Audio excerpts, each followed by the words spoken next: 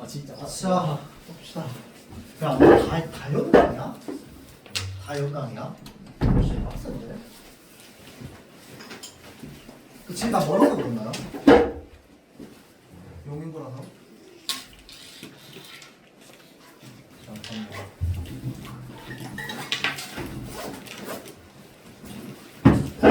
사실 통성명도 좀 하고 뭐 이름도 물어보고 사실 해야 되는데 그 나도 이제 어쨌든 학교를 계속 수업을 하고 있으니까 지금 1월달 이제 첫 주차부터 해서 지금 10주차까지 계획대로 계속 지금 수업을 하고 있어요. 근데 이번 주차에 해야 되는 게 마침 내가 수업을 해보니까 수업 시간에 다 안 끝나. 그래서 좀 급할 거야 오늘. 그래가지고 막 뭐 얘기하고 이름 듣고 할 시간 좀 없을 것 같아. 근데 내가 뭐 이렇게 좀 보기는 봤으니까 다음 주에 보면은 한 명 하면 이름 좀 물어보고 좀 외우려고 해볼게요. 알겠죠? 자 일단 쌤은요 노동희 선생님이고 전화번호는 010-7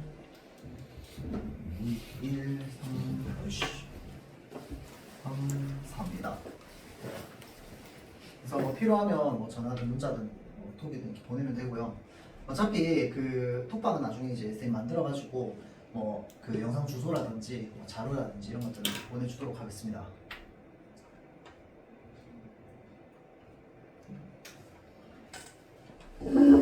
그래서 그 1월 동안 1월부터 해서 지금까지 뭐 하고 있었냐면 독서랑 문학이랑 해가지고 쭉 진행을 하고 있었는데 선생님이 이번 주에 수업 자료를 준비하면서 안 그래도 원경쌤한테 일단 전달을 받긴 했어요. 여러분들 방학 동안 어떤 질문들을 했는지. 그래가지고 최대한 그거 피해서 좀 자료를 애초에 이번 주 걸 준비를 했단 말이야.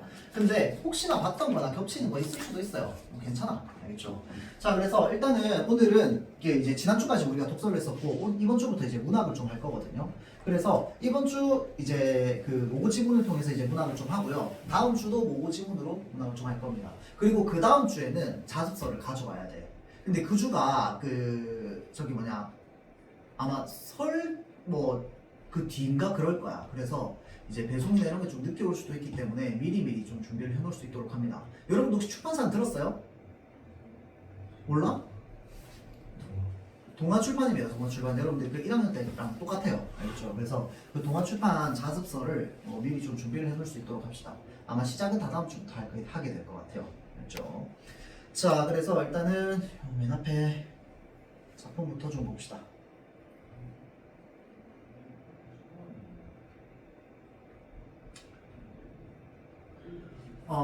그거 하나만 좀 물어봅시다. 혹시 중학교가 다들 어떻게 돼요? 뭐라고? 동해중. 그다음에 동래중. 동해중. 한 명 동래고 나머지 다 동해야? 아 그렇게 보인 거야 지금? 안호에는 중학교 어딘데? 몰라요. 언더원이야? 뭔데?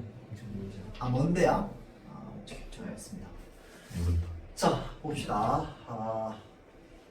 일단은 그 이제 계속 독서를 해오다가 오늘 이제 문학을 하게 되면서 이게 문학 작품의 어떤 그 시대별로의 흐름에 대해서 이야기를 좀 할 거거든요. 그래서 오늘 필기할 게 좀 있을 겁니다.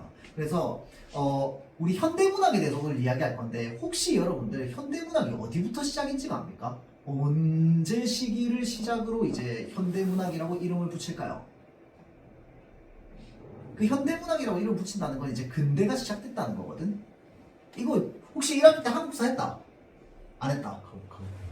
1학년 때 한국사 했어? 네. 언제부터를 근대라고 얘기하는데? 혹시 임진왜란 이후부터? 잠깐만. 아니 장난이고. 근대 국어라고 얘기하니까 오케이 근거는 있다. 오케이.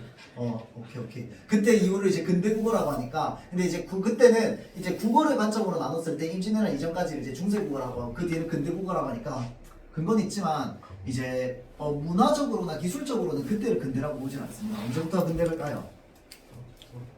뭐라고요? 안 들려. 뭐 산업화? 산업화 언제인데? 좀 쉬면 돼. 그때도 근대가 맞기는 해요. 근데 근대 시작은 어딜까요? 일제강점기. 거의 비슷합니다. 근데 일제강점기 직전이야. 가오비요? 맞습니다. 가부기역 이후부터는 근대라고 합니다. 그렇죠? 왜냐하면 그때 이제 본격적으로 그 노비제도가 철폐되고 했기 때문에 이제 그때부터 근대 연대라고 하거든. 자, 그래서 우리 한국 문학의 흐름은 사실은 그때부터를 기점으로 잡아야 되기는 해. 근데 그냥 오늘은 간단하게 볼 거기 때문에 그냥 크게 4개의 시기로 나눠서 그냥 뭉뚱그려서 퉁쳐서 얘기할 거야. 자, 그래서 한국 문학의 흐름을 일단은 초기, 제일 초기는 1900년대 초반으로 한번 생각해 볼게요.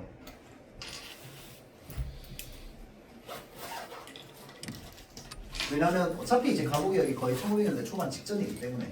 자, 그래서 1900년대 초반의 어떤 문학의 특징은 일단 기본적으로 그때 시대가 무슨 시대야? 일제잖아. 일제시대야. 맞죠? 자, 그렇기 때문에 당시에는 주로 이 일제의 탄압이나 이런 것들이 주로 많이 나왔죠. 그러면서 동시에 일제의 탄압으로부터 뭐 하자? 독립하자 라고 하는 이야기가 이 시대의 거대 담론입니다. 이 시대의 거대 담론. 그래서 일제의 탄압이나 이런 것들을 통해서 어떤 내용들이 좀 많이 드러나냐면 가족 공동체의 붕괴 또는 해체 이런 내용들이 좀 많이 나옵니다. 혹시 백석의 수라라고 하는 시를 했었나요, 여러분들 학교에서? 아니요. 안 했었어요. 그 백석의 시에서 주로 많이 드러나는데 이 가족 공동체의 해체가 문학에서 많이 드러났던 이유가 뭘까요? 그때 당시에 충격이었기 때문에 그렇습니다. 그럼 왜 충격이었을까? 일제강점기가 들어오기 전까지만 하더라도 무슨 시대였어? 조선시대였거든. 조선시대는 어떤 사회예요? 마을 공동체 사회예요. 다 같이 공동체로 움직여야 돼. 우리 집 농사를 우리 집 가족이 다 할 수 있어? 없어? 없어요. 왜냐면 벼농사는 벼는요 식물 중에서 개복치거든요. 조금만 관리 못 해주면 죽기 때문에 뭐 해야 되냐면 모내기 할 시기에 한 번에 모내기 다 해줘야 돼. 그게 땅이 넓어서 안 된다고. 그래서 어떻게 합니까? 품앗이로 우리 집 농사 모내기 할 때 온 마을 사람들이 다 모여가지고 우리 집 거 해주는 거야. 그럼 내일은 어디 가는데? 옆집 가는가? 다 같이 해주는 거야. 그 다음날 어디 가? 또 다른 집 가서 다 같이 해야 돼요. 그래서 마을 공동체가 꾸려져야 되기 때문에 기본적으로 우리 가족은 대가족으로 구성이 되어 있어야 된단 말이야. 맞죠? 그게 다 노동력이기 때문에. 자, 그래서 기본적으로 가족이 아주 크게 있어야 되는데 이제 일제가 들어오면서부터 누구는 징병 끌려가, 누구는 징용 끌려가, 누구는 위안부 끌려가, 누구는 뭐가 돼? 누구는 뭐 독립운동가다 잡혀가. 전부 어떻게 돼요? 해체가 됩니다. 이해되죠? 그래서 한 번도 가족 공동체가 해체되어 본 적 없던 민족이 가족이 뿔뿔이 흩어지는 거야. 그러면서 느끼게 되는 쓸쓸함, 외로움, 고독 이런 감정들이 좀 많이 드러납니다. 요 시대 작품 중에서. 그게 이제 백석의 수라라든지 백석의 시에서 주로 많이 드러나요. 그렇죠? 자, 그 다음에 또 많이 드러나는 게 요 고향 상식입니다. 이 현기영의 고향이라고 하는 소설이 있어요. 거기에 되게 자세히 나오는데 한두 써 있다고 했으니까 자, 일제가 시작되면서 우리나라에 회사를 하나 세워요. 그 회사 이름이 뭡니까? 동척이라고 해서 동양척식 주식회사를 세우죠. 금시초문의 표정을 하면 안 될 텐데. 아니야? 아니죠. 자, 그 회사가 처음으로 시작한 사업이 뭔데? 토지조사 사업이었어. 이 토지조사 사업을 진행하면서 어떤 식으로 진행했습니까? 일단 국가에 있는 토지들을 쭉 조사해. 그 조사해가지고 이 양반들 같은 경우에는 땅을 많이 가지고 있으면 다 왕한테 하사받은 거니까 이렇게 증서가 따로 있어. 근데 일반 평민들 같은 경우에는 뭐 이 집이 내 집이라고 하는 증서가 따로 있어? 없어? 없어. 그냥 땅이 비어있으니까 거기 집 짓고 산 거야. 그 이제 토지조사 사업하면서 돌아다녀가지고 물어보는 거야. 이 집 주인이 누구냐고. 우리 집이야. 근데 그럼 증서 보여달라는데 증서가 어딨어? 없다고 하니까 전부 뭐라고 하는 거야? 무소유. 그 소유 없는 땅을 전부 누가 가져가? 일본이 가져가. 이제 그 집에 가가지고 물어봅니다. 우리 땅인데 왜 농사 짓고 있냐고. 이제 앞으로 농사 지으면 30% 우리한테 바치라. 월세로. 그렇게 해서 이제 받아가는 거야. 맞죠? 근데 이제 그런 사람들이 너무 많으니까 중간에 관리인을 뒀어. 그 관리인 직책이 뭐야? 마름이죠. 마름이라고 하는 계층을 둬가지고 사람들이 관리시키는 거 아니야. 그러면 그때 당시에 이제 농사를 이렇게 가족이 짓게 되면은 이 농사를 지으면 한 30%는 누가 가져가? 동척에서 가져가. 한 30%는 누가 가져가? 마름이 가져가. 근데 나머지 40%가 지고 우리 먹고 사는 거야. 가난해 안 가난해? 전부가 훨씬 가난해지는 거야. 그래서 그 동네에 있는 사람 다 어떻게 하냐면 그 동네를 떠나요. 너무 수탈이 심하면. 근데 떠나서 어디 가서 사는데? 만주나 간도 가서 살거든. 살면은 그 마을 사람들 다 떠났잖아. 그러면 그 고향에 다시 돌아간다고 해서 옛날 같은 고향이냐고? 아니란 말이야. 그러니까 고향이라고 하는 공간 항상 우리에게 뭘 갖다 주는 공간이냐면 위로나 위안을 가져다 주는 공간이란 말이야. 원래 고향이라고 하는 곳은. 근데 가봤더니 폐허야. 그러면 우리에게 위안이나 이런 것들을 가져다 줄 수 없는 완전 황폐화된 고향이 된단 말이야. 맞죠? 그래서 그런 어떤 고향을 잃어버린 고향에 대한 어떤 상실감 이런 것들을 표현하는 작품들이 좀 많이 나오죠. 근데 결국 다 그게 뭐 때문이야? 이제 일제의 폭력 때문이잖아. 맞죠? 이제 그런 것 때문에 이제 벌어지는 어떤 모습들 이런 게 좀 많이 나오고요. 또 하나 많이 나오는 것 중에 하나가 뭐냐면요. 이 무기력한 지식인의 모습이 많이 나옵니다. 이 대표적인 작품으로 이거는 여러분들 아마 2학년 때 무조건 할 거야. 근데 뭘로 할지는 몰라. 근데 보통 고등학교 2학년 때 꼭 합니다. 뭘로 나오냐면 그 소설가 구보시 1일이라고 하는 소설이 있어요. 그 보면 이제 구보시라고 하는 소설가가 나오거든. 근데 당시에 소설가니까 지식인일 거 아니야. 근데 내용은 뭐냐면요. 그냥 구보시가 집에 나와가지고 서울 한 바퀴 돌고 집에 들어오는 거야. 그럼 내용은 그게 끝입니다. 그럼 이제 그 한 바퀴 도는 동안 뭐 하냐면 머릿속으로 오만 가지 생각을 다 하는데 그 생각이 그냥 소설로 쓰여야 됩니다. 근데 그 생각들을 쭉 읽다 보면 우리가 무슨 느낌이 드냐면요. 이 사람은 살고 싶은가? 라는 생각이 들어요. 삶의 의욕이 하나도 없어 보이는데 굉장히 무기력한 모습이 좀 나옵니다. 자, 그래서 그 무기력한 지식인의 모습이 왜 그렇게 드러나냐면 자, 생각해보세요. 우리가 그때 당시에 지식인 이렇게 부르는데 여기서 말하는 지식은 무슨 지식을 말하는데? 서양으로부터 들어온 근대 지식을 말하거든. 그 서양으로부터 들어온 그 근대 지식을 왜 배우려고 했는데요, 사람들이? 우리의 미개한 삶을 좀 더 낫게 만들어줄 거라는 믿음으로 배우는 거거든. 우리의 삶이 더 나아질 거라는 생각으로 배우는 게 지식이야. 근데 이 지식을 배웠더니 삶이 나아져, 안 나아져? 안 나아져. 이해돼요? 그러니까 뭐에 빠지는 거야? 회의감에 빠지는 거야. 이해되죠? 지식이 우리를 구원해주지 못하기 때문에. 예, 그런 무기력한 지식이나 모습들이 많이 나옵니다. 자, 다음. 이게 원래는요, 여러분들, 요 시기도요, 그 1910년대, 20년대, 30년대 다 나눠줘야 되거든? 왜 나눠줘야 되냐면, 그때마다 그 일제가 이제 진행했던 그 정책이 다 달랐잖아. 뭐 문화통치도 했다가, 그 다음에 민족말살 정책도 펼쳤다가. 그때마다 사실은 뭘 오해하시냐? 그걸 모를까봐? 자, 그 각 시기마다 사실 문학작품의 양상도 다 다르거든. 그래가지고 이제 원래 그걸 다 나눠줘야 되는데 그냥 퉁친 거야. 알겠죠? 자, 그 다음으로 넘어가면 이제 일제가 끝났으니까 1950년대로 넘어가 봅시다.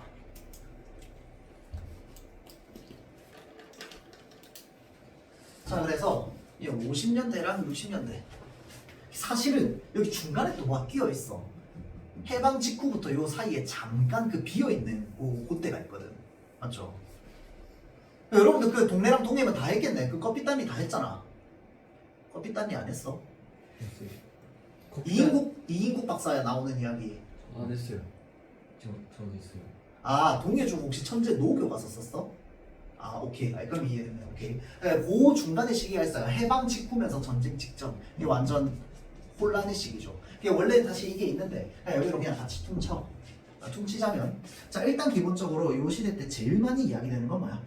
이념 갈등이죠. 이 이념 갈등이 극에 다다라서 무슨 사건이 일어나는 거야?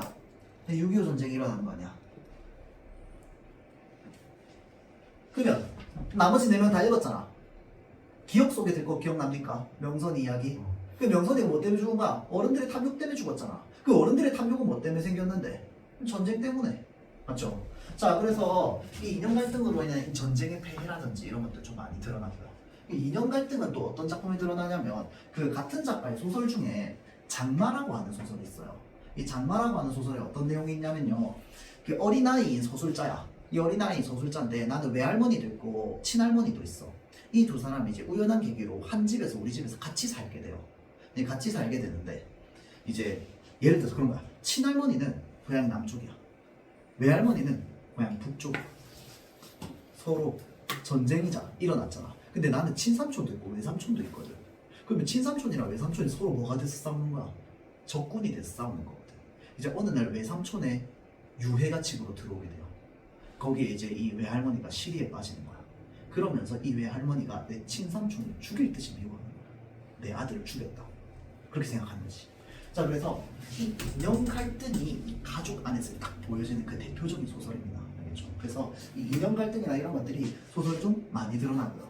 또 하나 많이 드러나는 게 뭐냐면 그 전쟁 직후에 가난한 생활이 많이 드러납니다.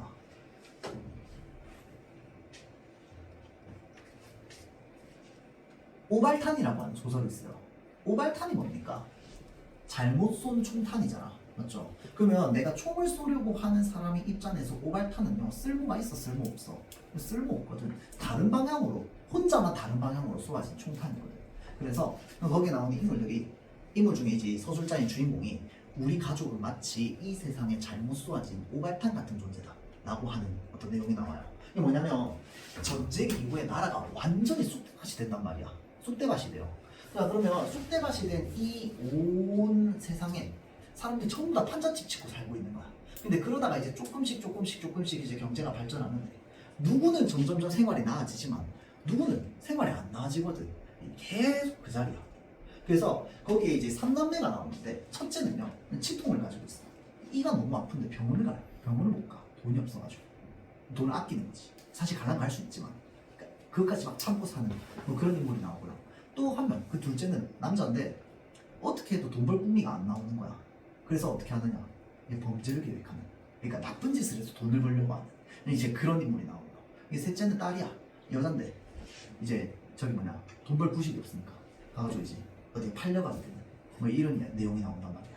자, 그래서 그럼 이제 아무리 살고 해도 이 가난한 생활이 나아지지 않는 우리 가족은 어쩌면 이 세상에서 혼자만 잘못 쏘아진 총탄 같아 라고 하는 그런 내용이 있습니다.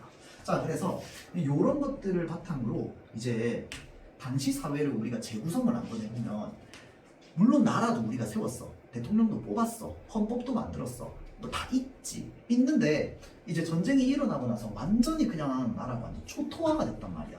이 초토화가 된 상태에서 사람들이 이제 살아가려고 하다 보면 무엇이 옳은지 우리는 어떻게 살아야 되는지 이런 것들에 대한 관점이 있을까 없을까? 없어. 그냥 완전 백지 상태야. 그래서 당시에 거의 규범이 제대로 정해져 있지 않은 그러한 혼란스러운 모습이 굉장히 많이 나옵니다. 누구는 이렇게 살고 누구는 저렇게 살고. 오늘 아까 얘기했던 그 꺼피딴리라고 하는 소설을 좀 자주 얘기할 텐데 이 꺼피딴리의 이 리가 이인국의 이거든. 그 이인국이라고 하는 인물이 어떤 인물이냐면 일제시대 때는 친위를 해. 일제시대 끝나고 나서는 북쪽에 있어가지고 소련군이 들어오거든요. 러시아어를 배워가지고 소련군이랑 싸바싸바 해가지고 어떻게 살아가. 그러고 나서 이제 1.4.5태 때 남한으로 내려와요. 남한으로 내려와가지고는 영어를 배워가지고 미국 대사관에 가가지고 우리나라 문화재를 유출해가지고 문화재 뇌물로 바치면서 또 싸바싸바 하면서 살아가. 그래서 이 굉장히 혼란스러운 시대의 그 모습을 그대로 좀 보여주는 작품이기도 합니다. 또 하나 요 시기 때 나왔던 작품 중에 하나인데 미스터 방이라고 하는 소설이 있어요. 혹시 알아요? 너네 교과서에 있었어? 미스터 방에서 보면 딱 그런 모습이 나오죠. 백조사는 어때요? 막 친일 하다가 일제 끝나자마자 마을 사람들 가지고 몽둥이질 막 해. 몽둥이질 당해. 그럼 가가지고 무슨 생각하는데 저 새끼를 다 복수할 거라고. 그럼 가. 누구한테 가요? 미스터 방한테 가잖아. 미스터 방 원래 뭐 하던 사람이야? 구두닦기 하던 사람이야. 완전 하층민이었단 말이야. 근데 영어 조금 할 수 있게 됐다는 이유로 누구의 통역병이래요? 그 S 소위의 통역을 일하잖아. 근데 지가 소위가 아니잖아. 근데 지가 막 소위인 척 막 돌아다니는 굉장히 혼란스러운 상황이거든. 일제가 끝난 직후에.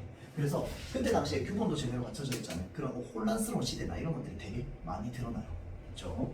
자, 다음 이거를 바탕으로 하나만 더 하면 이 자유에 대한 갈망이 드러나는 작품이 좀 많습니다. 이 갈망이 점점 커지는 거야.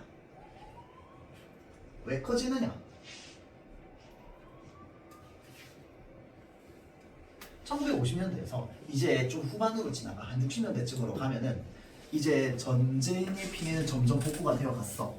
복구가 되어 가면 사실은 우리가 나라도 세웠고 대통령 우리 손으로 뽑았고 대통령이 이제 뭐만 하면 돼? 지가 집으로만 가면 돼. 근데 그 대통령이 집에 가 안 가? 안 가. 대통령은 자꾸 4번씩 하려고 그래. 맞죠? 자, 그래서 이제 4번째 대통령을 하려고 할 때 이제 그 중간에 뭘 바꿉니까? 헌법을 살짝 수정해요. 맞죠? 이게 이제 그러다가 이제 온 사람들이 거리로 나와가지고 뭐 합니까? 이 시위를 혁명을 일으키죠. 그래서 이제 4.19 혁명을 통해서 이제 이 대통령이 물러난단 말이야. 그런데 한 3번째 대통령 할 때부터 사람들이 마음속에 저거 좀 아닌데? 라고 생각하는 사람들이 있었어. 근데 그 와중에 그 좀 아닌 데를 목소리를 내서 말하는 사람도 있었고 마음만 가지고 있는 사람도 있었거든. 그래서 목소리를 내서 말하는 사람도, 그러니까 왜냐면 이제 거기서 더 나아가니까 독재하는 거는 맞죠. 그러니까 당시에 사실은 좀 아닌데라고 얘기하더라도 신문에 안 나왔거든. 왜? 이미 언론은 다 지금 통제당하고 있기 때문에. 그래서 당시에 이제 우리가 진짜 진정한 자유를 되찾아야 되는데 라고 얘기하는 어떤 그 목소리라든지 또는 그렇게 얘기해야 되는데 내가 좀 나서지 못해서 얘기를 못하고 혼자 이렇게 반성하고 있는 김수영의 시에 보면 그런 시가 많이 나오죠. 이제 그런 작품들 좀 많습니다. 그렇죠. 자, 그래서 여기에서 시대를 좀 더 넘어가면 1970년대.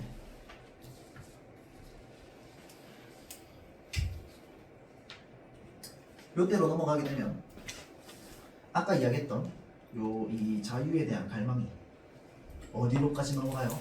이제 민주화로까지 넘어가죠. 민주화 정신. 실제로 4.19가 끝나고 나서 1960년대 초반에 이미 이승만은 물러났어요. 물러나고 다시 우리가 자유를 되찾았다 라고 하면서 우리 손으로 대통령을 뽑았어. 이제 윤석열 대통령이 당선이 됐어. 근데 1년도 채 안 가서 무슨 일이 벌어집니까? 5.16 군사정변이 벌어지죠. 기억나죠? 자, 그래서 1960년대 중반이었을까요, 그때가. 맞죠? 그때부터 시작해가지고 이제 군부독재가 시작이 되는 거야. 근데 1970년대 들어오면서 이제 딱 뭐가 시작됩니까? 유신 시대가 시작되죠. 유신 헌법 들어갔죠. 헌법을 고쳐가지고 박정희 대통령이 새로 만든 거야. 이거 원래 기존에 있던 헌법이 아니잖아. 맞죠? 그래서 그 유신 헌법대로 통치되던 시기가 벌어집니다. 그렇죠? 유신 시대가 벌어져요. 자, 그래서요. 사람들이 이거는 진짜 우리가 나라의 주인이 되는 게 아닌데 민주화로 나아가고자 하는 정신이나 이런 것들로 이제 발전이 되는 거죠. 그래서 대표적인 작품이 황지우 시인의 새들도 세상을 뜨는구나 라고 하는 작품이 있어요. 새들도 세상을 뜨는구나.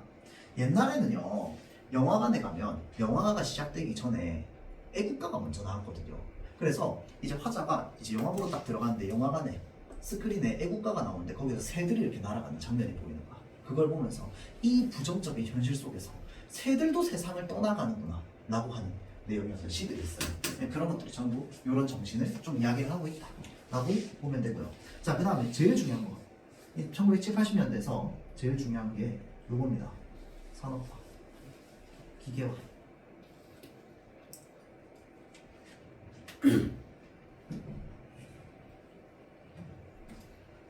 이 산업화에 대한 통증은요, 비단 우리나라만 겪은 게 아닙니다. 전 세계적으로 산업화를 겪은 모든 나라는 다 겪은 거야. 우리뿐만 아니라 서양은 더 먼저 겪었지. 이 산업화가 되는 이 시기를 우리가 흔히 이제 근대 사회, 근대 시민 사회라고 얘기하는데, 이 근대 시민 사회가 가지고 있는 아주 특징적인 것들이 있습니다. 이거 우리 비문학 하다 보면 자주 나오는데, 이 근대 시민 사회는 무엇을 중시하는 사회냐면요, 이성을 중시하는 사회입니다. 이성을 중요하게 생각해. 이성을 중요하게 생각하면 무엇을 무시당할까요? 반대에 있는 거. 감성. 감성. 감정은 무시당하는 거야.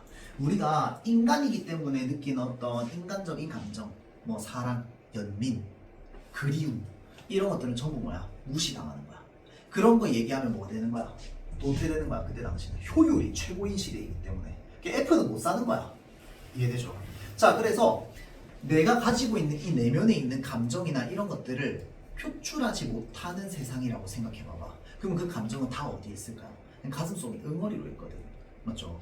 자, 그래서 그 대표적인 미술에서 그림 중에 여러분들 뭉크의 절규라는 그림은 다 알죠? 막 이렇게 이상 해골 같은 모습으로 이렇게 막 절규하고 있잖아.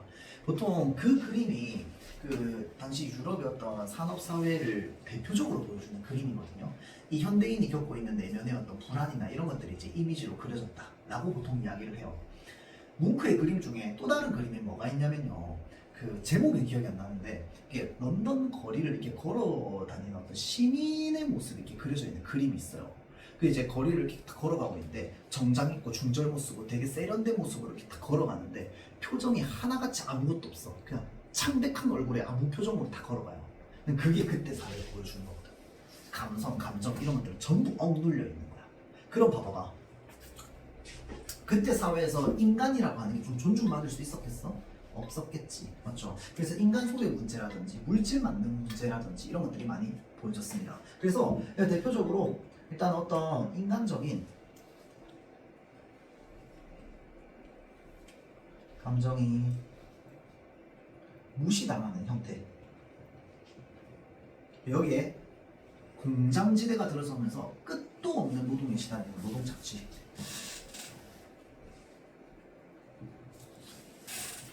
딱 두 개 요거 합치면은 여러분들 떠오르는 시가 없습니까? 중학생 때인데 가난하다고 해서 사랑을 모르겠는가? 기억나요? 가난한 사람 노래? 뒤에는 안 했을 거고. 가난하다고 해서 그리움을 모르겠는가? 그리움을 버렸겠는가? 그 시의 주체가 뭐였습니까? 가난한 도시 노동자였잖아. 기억나죠? 그래서 그 뒤에 학습활동에 신문기사 있었잖아. 신문기사가 뭐였어요? 그때 당시에 이제 하루에 16시간, 18시간씩 그 공장에서 노동하는데 제대로 된 임금을 받지 못하고 인간적인 생활을 어떤 무시당하지 살아가고 있는 그런 이제 가난한 도시 노동자의 어떤 모습이 드러나잖아. 맞죠? 자, 그래서 그런 사랑, 그리움, 우리가 인간이라면 누구나 느낄 수 있는 감정, 이런 것들이 이제 무시당하는, 착취당하는 그런 인물들이 좀 나오고요.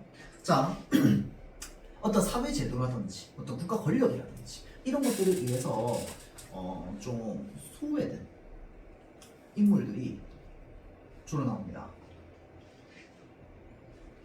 여러분들 그 1학년 때 혹시 9켤레의 구두로 남은 사내 혹시 했어요? 소설? 안 했어? 거기에 보면 어떤 인물이 나오냐면요, 이 권씨라고 하는 인물이 있는데, 이 권씨가 대학까지 나오고 출판사에서 일했던 지식인이야. 당시에 이 지식인인데, 내가 이제 내 집 마련을 하기 위해서 이제 여기 아파트 짓는다고 집 짓는다 그래가지고 여기 공동 투자를 했어요, 사람들이랑. 근데 갑자기 국가 주도의 사고, 그냥 갑자기 그걸 하루아침에 쓸어버려요. 근데 우리 요즘 시대 같으면 국가 주도로 그렇게 하루아침에 쓸어버리면 뭐 해줍니까? 보상해주잖아. 근데 그 시대에 그런 게 어딨어. 그냥 다 쓸어버리는 거지. 까라면 까야지. 맞죠? 그래서 그냥 하루아침에 전 재산이 그냥 종이 조각이 돼버려요. 자, 그래서 우리들의 권리를 되찾자라고 하면서 이제 사람들 모아가지고 이게 시위대 선두에 나가지고 시위를 해요. 그러다가 경찰에 잡혀갔다가 전과자가 돼서 나옵니다. 그래서 지식인임에도 불구하고 자기를 받아주는 직장이 아무데도 없는 거야. 그래서 일용직 노동자를 이렇게 막 전전하는 그런 인물이 나와요. 그 권 씨를 나라고 하는 서술자가 있는데, 이 나는 초등학교 교사야. 우리 집에 새방으로 들어오게 해서 드리게 돼요.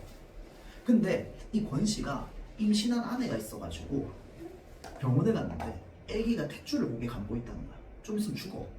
그래서 당장 수술을 해야 되는데 의사는 팔짱 끼고 가만히 있어. 돈 들고 오면 수술해주겠다. 완전히 이제 물질 맞는 사회지. 맞죠? 자, 그래서 권 씨가 돈을 찾다가 안 돼서 이 나에게 찾아옵니다. 서술자에게 찾아와가지고 돈 좀 빌려달라고 해요. 초등학교 교사니까.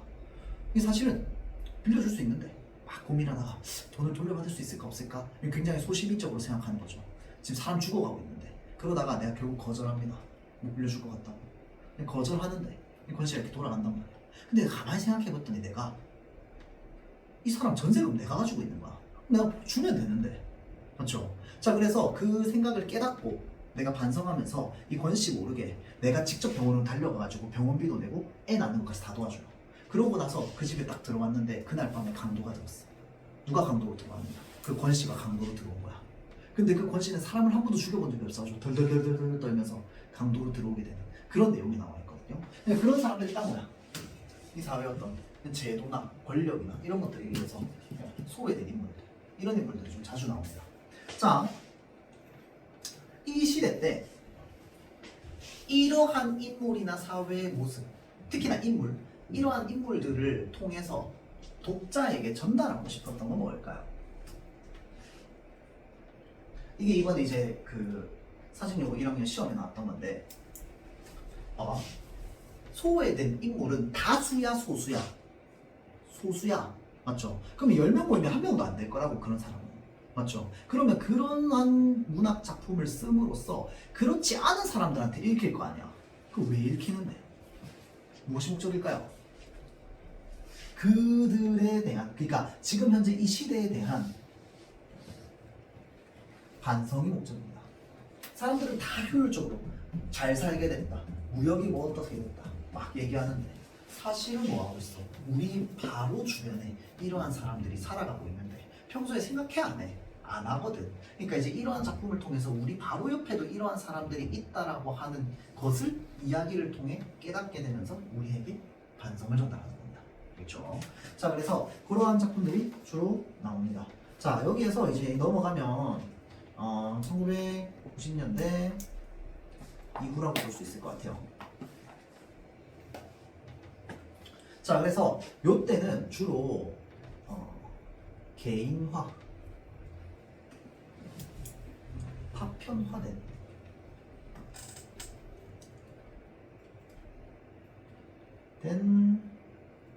정서가 많이 드러납니다.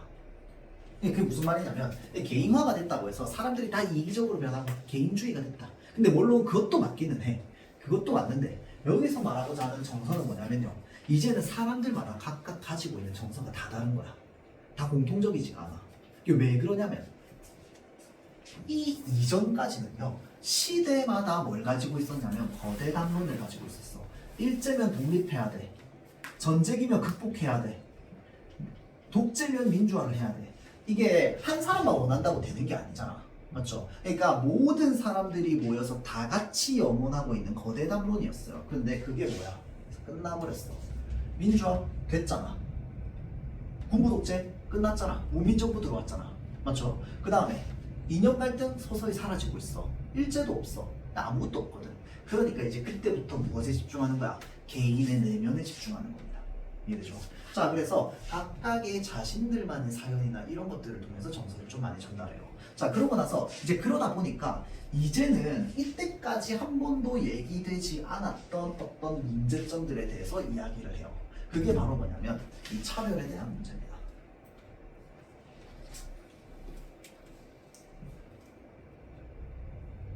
그 중에서도 뭐 여성에 대한 차별이라든지 또는 장애인에 대한 차별, 이런 것들이 이제 담론으로 나오기 시작하는 거야. 이전까지는 이런 걸 얘기할 틈도 없었어요. 근데 그러다가 이제 여성서사나 이런 것들이 좀 나오게 되죠. 그 대표적인 작품은 뭔데? 교과서에 안 나오지만 우리 한강 작가가 이제 저기 노벨문학상을 받았잖아, 그치? 근데 한강 작가의 대표작이 뭐 소년이 온다라든지 또는 채식주의자라든지 이런 작품들이 다 90년대 후반에 나온 작품들이거든요. 그러니까 그런 어떤 이제 여성 서사 또는 어떤 여성의 날카로운 목소리, 날선 목소리, 날선 시선 이런 것들이 좀 많이 등장하게 됩니다. 뭐 장애인에 대한 차별도 마찬가지고요. 자, 그다음 요거는 이제 뭐 사실 거의 끝인데 이제 상대적으로 과거에는 없었던 이제 어떤 실험적인 작품이라든지 그런 것들이 좀 많이 나오게 됩니다. 왜냐면 예전에는요, 이전에는 좀 신기하고 이상한 거 쓰잖아요. 전부 그냥 금지도서 목록으로 들어갔습니다. 그렇죠? 근데 이제 그런 것들이 없어졌던 시대다 보니까 새로운 것들이 좀 많이 나오죠. 자, 그러고 나서 여러분들 그 이후에 요거는 사실은 뭐 교과서에 있거나 그러진 않아요. 보통 배우지도 않고. 자, 근데 내가 개인적으로 느낄 때 90년대도 벌써 30년이 지났어요. 자, 그러다 보니까 뭔가 어떤 흐름이 좀 달라지고 있는 게 개인적으로 느껴지는데 어떤 흐름으로 좀 넘어가냐면 이 SF 흐름으로 좀 넘어갑니다. 혹시 여러분들 그 1학년 교과서, 내가 사실 동아출판 안 가르쳐가지고 1학년 교과서에 혹시 SF 소설 뭐 들어가 있는 거 없었어요? 다른 교과서에 하나씩은 다 있거든. 없었나? 알겠습니다. 그래서 근데 그 새로운 교과서에는 여러분들 들어가 있어요. 그 2학년 교과서에는 SF 소설이 좀 많이 나옵니다. 근데 이 SF 소설은요, 배경은 미래거든. 근데 거기서 얘기되고 있는 이야기는요, 무엇에 대한 이야기를 하고 있어요, 결국? 우리 지금 현 시대가 겪고 있는 어떠한 현 시대 문제를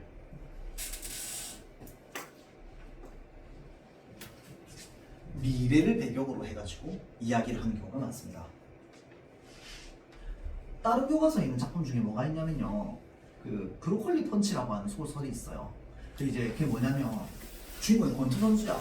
권투 선수가 이제 글로브가 이렇게 생겼잖아. 어떤 권투 선수가 그 다음날 아침에 일어났더니 갑자기 손이 브로콜리가 돼 있는 거야. 그래가지고 이거를 이제 치료하러 다니는 내용이 나와요. 근데 이 치료를 하러 다니는 그 과정에서 이제 무엇을 깨닫게 되냐면 우리 마음속에 있는 병들을 깨닫게 되는 거야. 근데 사실 이 마음의 병이라고 하는 건 지금 현 시대 현대인들이 살아가고 있는 어떤 마음의 문제인 거거든. 그래서 그런 것들이 이제 이런 배경으로 좀 많이 드러납니다. 그래서 이렇게 이제 전체적으로 이제 흐름이 쭉 이어진다라고 보면은 될 것 같아요. 자, 요건 요거고, 요거는 이제 문학을 이번 주에 시작하면서 전체적인 흐름을 좀 짚은 거고요. 밑에 있는 지문 요거 두 개는요, 사실 그거랑은 큰 상관은 없습니다. 이제 좀 뒤에 나오는 지문 좀 상관이 있어. 얘는 상관이 없는데, 자, C는 두 개고요. 뒤에 지금 문제는 4개인데 이거 지금 시간이 없어가지고 여러분들 하지는 못할 것 같고, 쌤이 시간을 한 1분 30초 정도 줄 테니까 요 가 지문이랑 나 지문만 읽기만 해보세요. 이게 무슨 말인지. 자, 지금 시간 줄게요. 읽어보세요.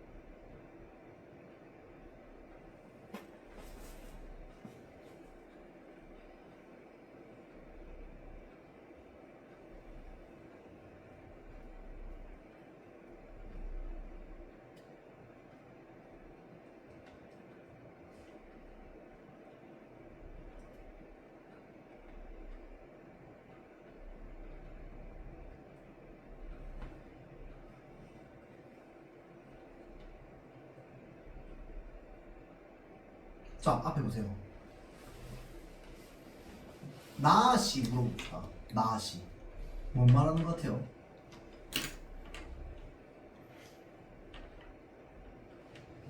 우리 쪽이 뒤에.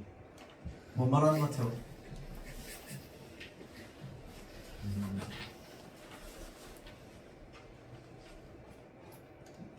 하나의 정서는 어떤 것 같아?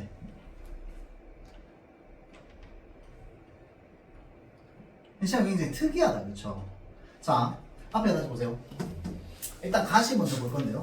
뭐부터 얘기할 거냐면, 우리가 지금 읽고 있는 이 현대시의 작동 원리부터 우리가 좀 생각을 한번 해봅시다. 예를 들어서, 화자가 무언가에 대해서 얘기하고 싶어. 그 무언가를 시의 대상이라고 얘기해봅시다. 얘는요, 뭐 사물일 수도 있고 동물일 수도 있고 또는 뭐 어떤 생각일 수도 있어. 그리움이나 감정 뭐 이런 걸 수도 있고. 자, A에 대해서 이야기를 할 건데 이거를 A라고 얘기하는 문학 작품은 없어. 그건 문학이 아니라 다큐멘터리지. 맞죠? 자, 문학은 항상 뭐 합니까? 빗대어서 이야기를 해. 맞죠? 자, 그래서 이 A라고 하는 것을 B라고 빗대었다고 생각을 해봅시다.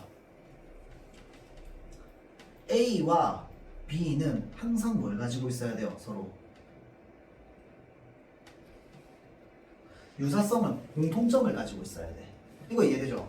자, A랑 B가 서로 공통점이 안 보이면 A를 B로 치환해서 얘기했을 때 아무도 그 글을 이해하지 못해요. 맞죠? 자, A를 B로 연결해서 이야기를 하려면 사이에 반드시 연결고리가 있어야 돼. 교집합이 있어야 돼요. 그럼 시는 뭐에 대해서 얘기하는 건데? 이거 얘기하는 거야. 시의 주제가 이거야. 알겠죠? 자, 그 구조를 가지고 이걸 한번 읽어봅시다. 배를 민답니다. 배를 밀어보는 것은 아주 드문 경험이래요.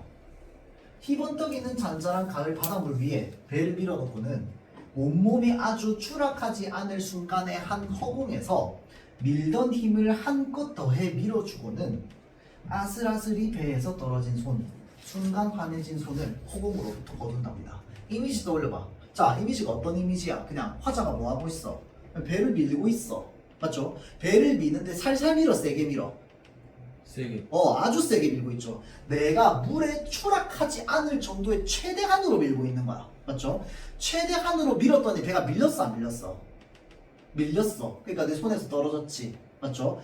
떨어져서 난 뭐 했어? 손을 걸었어. 거기까지가 지금 이미지야. 맞죠? 자, 그러고 나서 그 다음 밑줄에 그 다음 줄에 뭐라고 나옵니까? 사랑은 참 부드럽게도 떠나지라고 이야기를 합니다. 자, 나는 이때까지 뭐 밀고 있었어?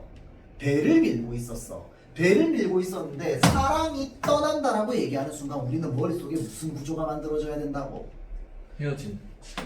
아니 그 전에 구조부터 뭐랑 뭐가 교집합이 있는 거야 지금? 배사랑. 배사랑이라고 하면 맞기는 하지만 조금 더 구체적으로 하면 배를 미는 경험이잖아, 그치? 배를 미는 경험이랑 뭐랑 사랑이 떠나는 감정이랑 뭐가 있는 거야? 공통점이 있는 거야. 이 시는 지금 이거 말하고 싶은 거야. 그럼 물어볼게요. 뭐에 공통점이 있어? 그건 여기까지 읽어서 따지고 봅니다. 그게 이 시의 하이라이트인데. 그러면 이 시에서 말하고 싶은 게 이거면 첫 줄에서 이거 바로 말하면 그게 문학이니? 그럼 문학이 아니지. 문학은 하나의 어떤 세계관을 만들어야 되잖아. 시도 마찬가지야. 시도 줄거리가 다 있어요. 그걸 내러티브라고 하는데 시도 쭉 시작이 되면 첫 줄부터 빌드업을 할 거 아니야. 빌드업을 하고 해서 마지막에 하고자 하는 말이 이건 거야 결국은. 알겠죠? 그러면 내가 읽으면서 궁금해해야 되는 게 뭐야? 이거야 이거. 이건 왜 똑같다고 하는데? 이해되죠? 자, 계속 봅시다. 보이지도 않는 길을 부드럽게도 떠난대요.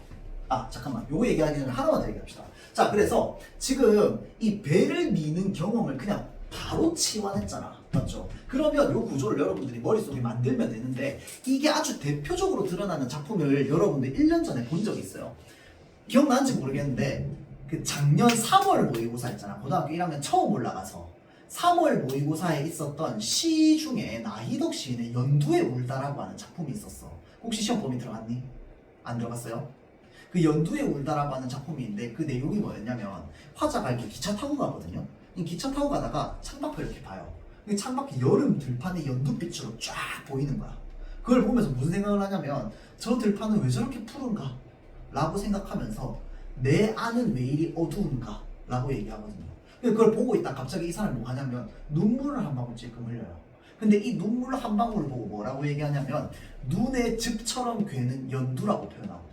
연두는 누구야? 저 밖에 있는 들판이거든. 근데 내 눈에 연두라고 얘기하는 순간 나랑 저 연두 사이에는 뭐가 생기는 거야? 교집합이 생기는 거야. 거기 뒤에 보기에 나오는데 그러면 저 연두와 내 사이의 공통점은 뭔데? 이제 생명력이라고 보기에 나와 있거든. 물론 보기에 그렇게 적혀있진 않지만 연두빛의 생명력이라고 얘기하는 순간 나한테서도 그걸 찾은 거거든. 그러니까 내 눈물을 뭐라고 얘기하는 거야? 연두라고 얘기하는 거거든. 그냥 그렇게 치환하는 순간 바로 연결하면 된다고.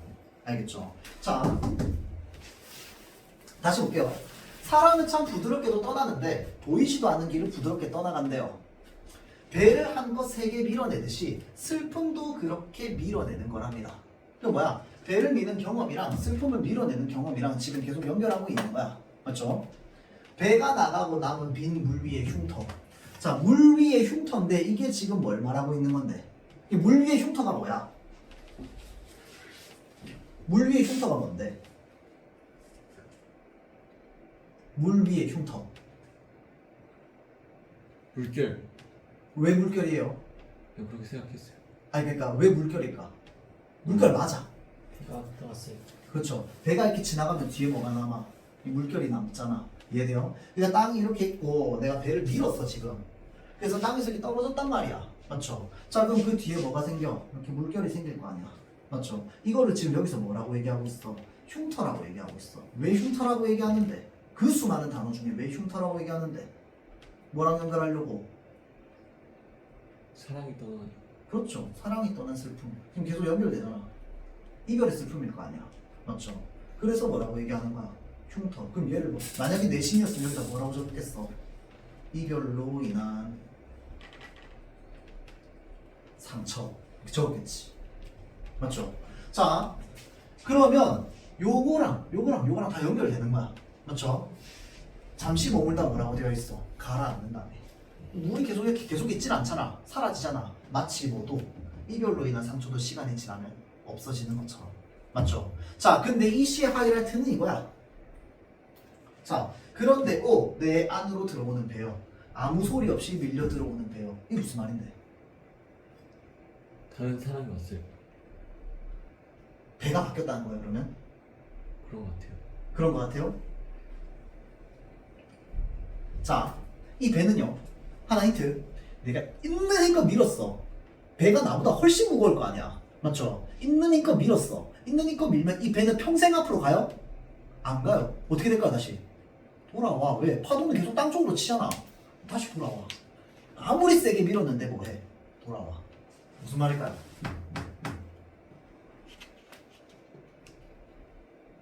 사랑을 다 밀어내서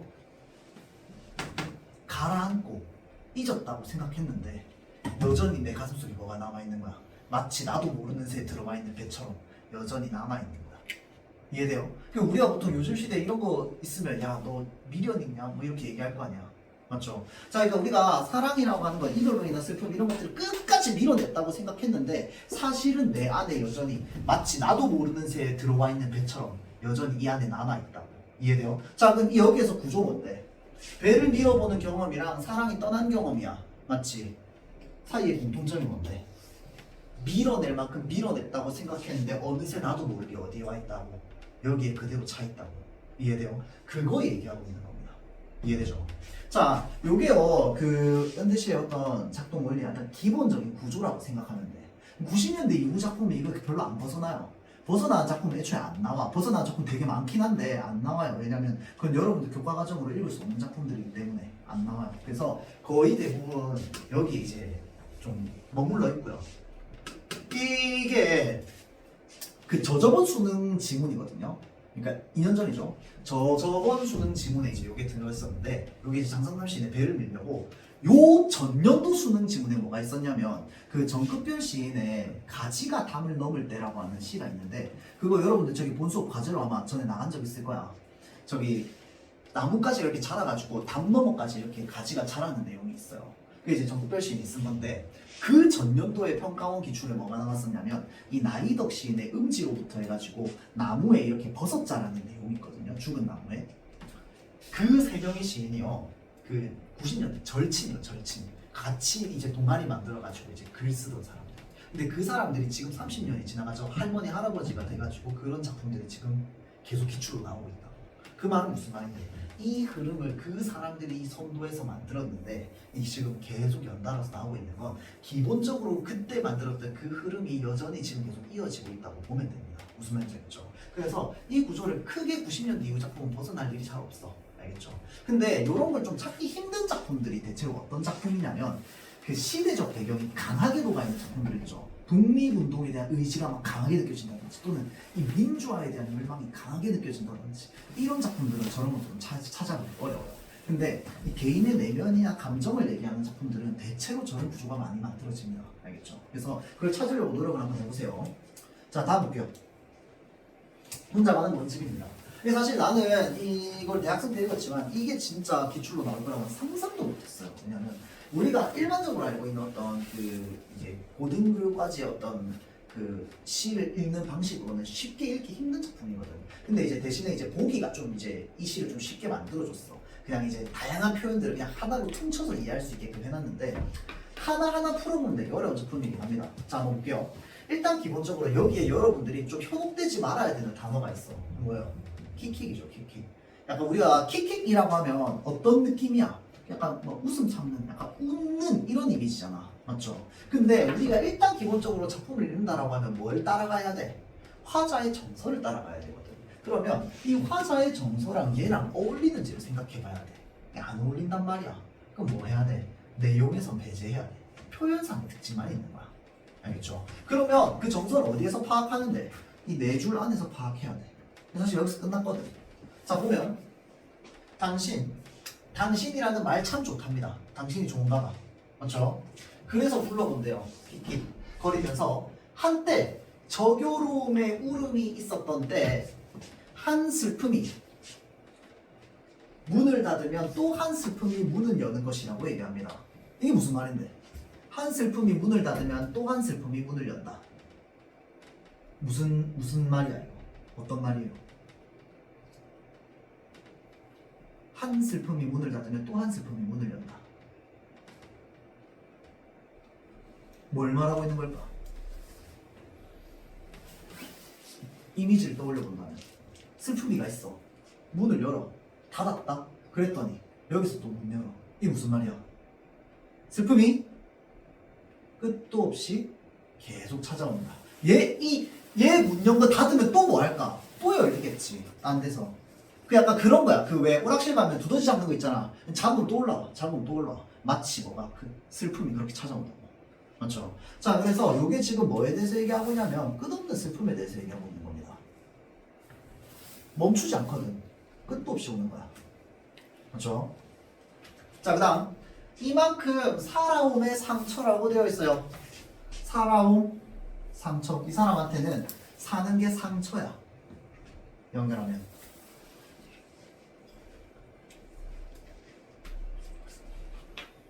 여기까지 해서 화자의 정서가 뭐라는 걸 생각해?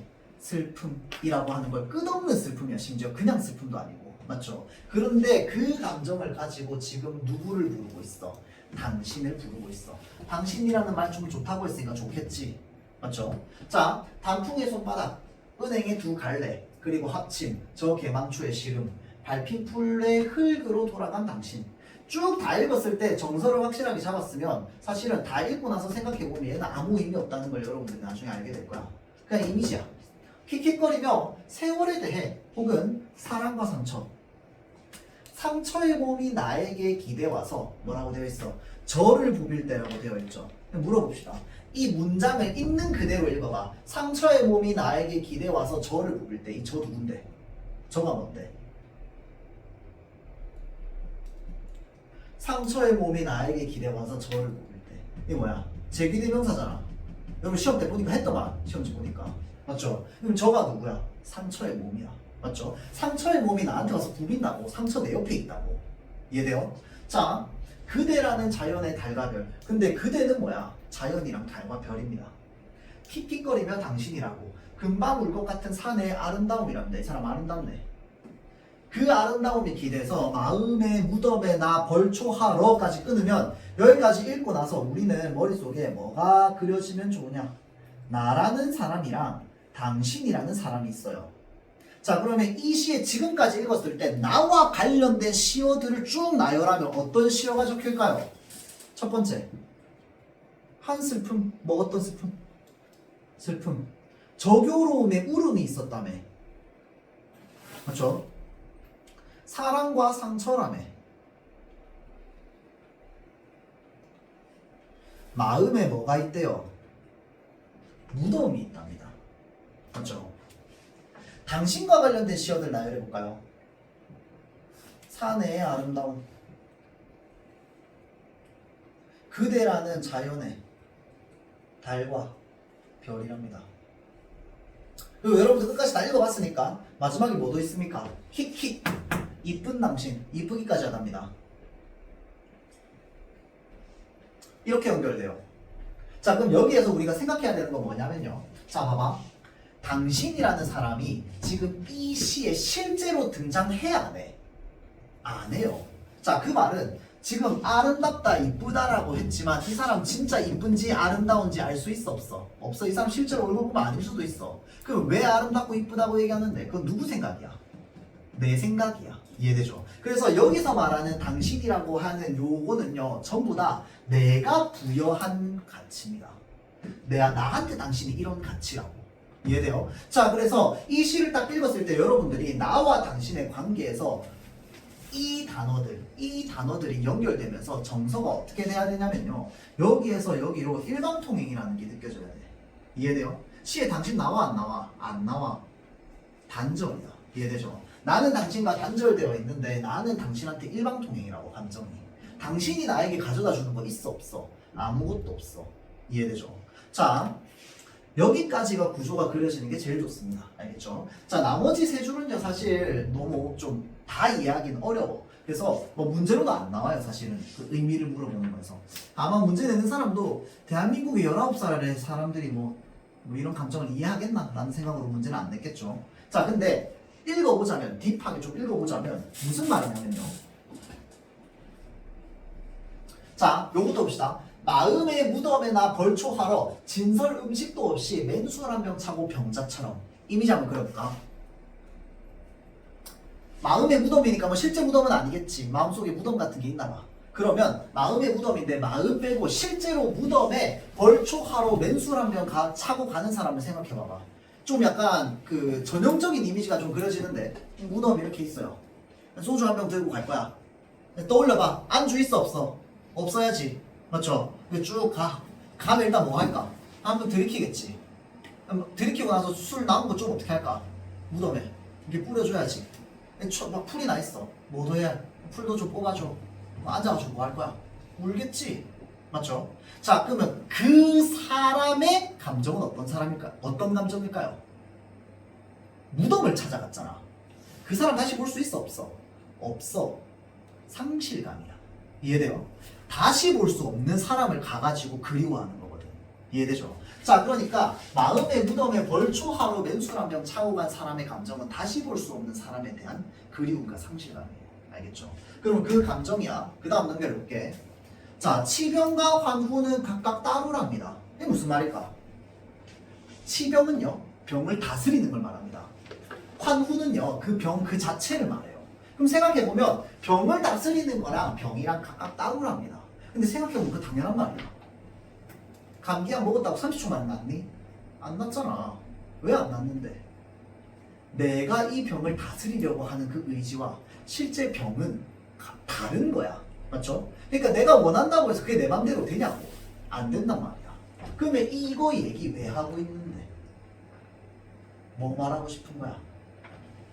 내가 가지고 있는 이 감정이 내 맘대로 된다 안 된다? 안 된다를 얘기하고 싶은 거야. 이해되죠? 자, 지금 현재 나는 내 맘대로 내 감정을 어떻게 할 수 없어. 다음 볼게요.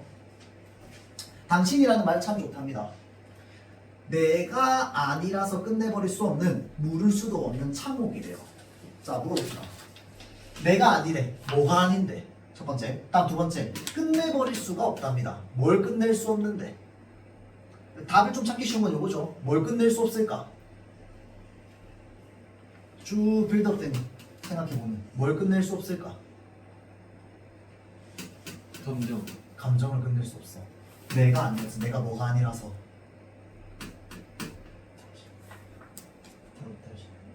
맞아요. 자, 봐봐봐.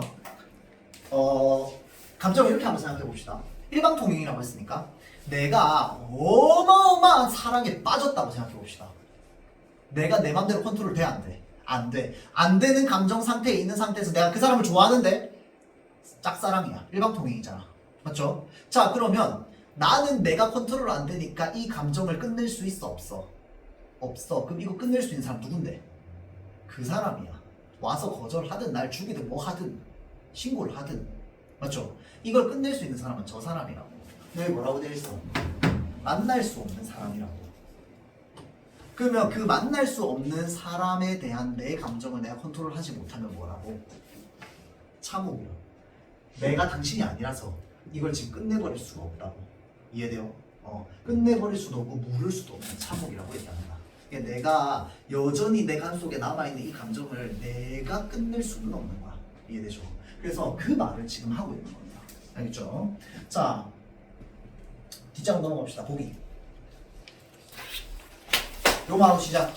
자, 보기 보세요. 그래서 여러분들이 읽을 때 사실은 아까 그 마지막 세 줄은 힘들고요. 이 구조를 만드는 게 중요한 겁니다. 알겠죠? 실제로 여러분들이 읽을 때는.